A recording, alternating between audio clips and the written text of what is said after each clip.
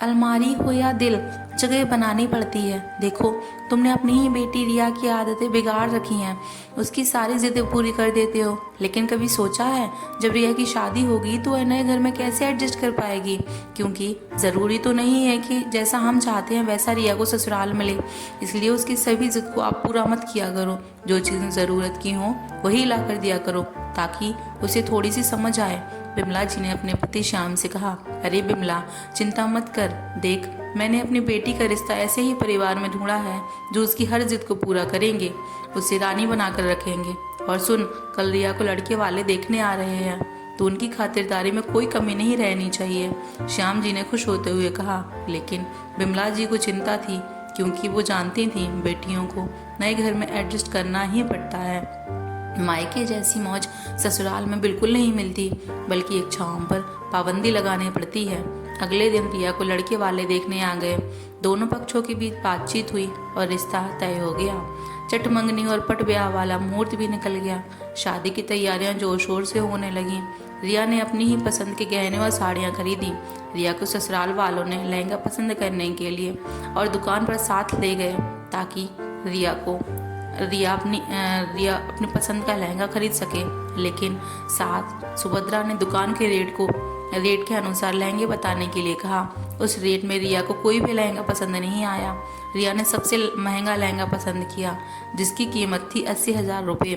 यह देखकर सुभद्रा जी दंग रह गईं और सोचने लगीं, क्या रिया हमारे घर में एडजस्ट कर पाएगी, जिसे इतनी भी समझ नहीं है कि ये शादी के लहंगे इतने महंगे सिर्फ एक बार पहनने के बाद दूसरी बार पहनने में भी पसीने छूटने लगते हैं।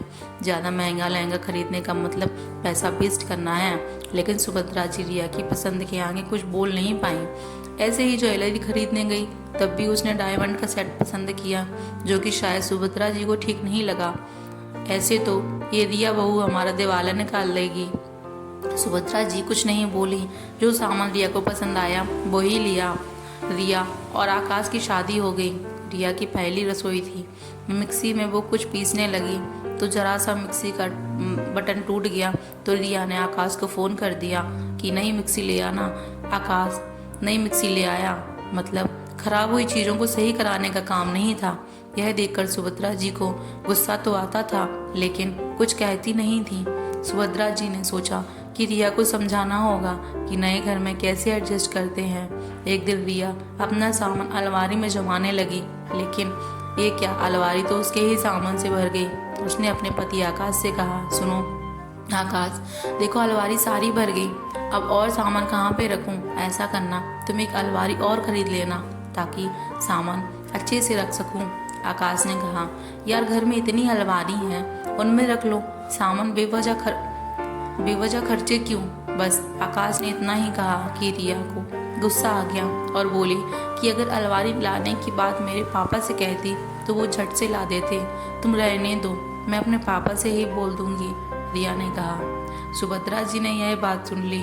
वो रिया के पास आई और बोली, क्या बात है बेटा, बहू गुस्सा क्यों है? देखो ना माँ जी, ये अलमारी पूरी कपड़ों से भर गई है, तो मुझे अब दूसरी अलमारी चाहिए बस, रिया ने कहा। सुभद्रा जी ने अलमारी को अच्छे से देखा और कहा, बहू इस अलमारी में अगर तुम जगह बनाओगी तो ये सारा सामान आ जाएगा, बस एडजस्ट करना आना चाहिए। ला मुझे दे, मैं जमाती हूँ तेरी अलमारी। सुभद्रा जी बड़े ही अच्छे तरीके से अलमारी को जमा दिया, और जो एक्स्ट्रा सामान था उसे भी।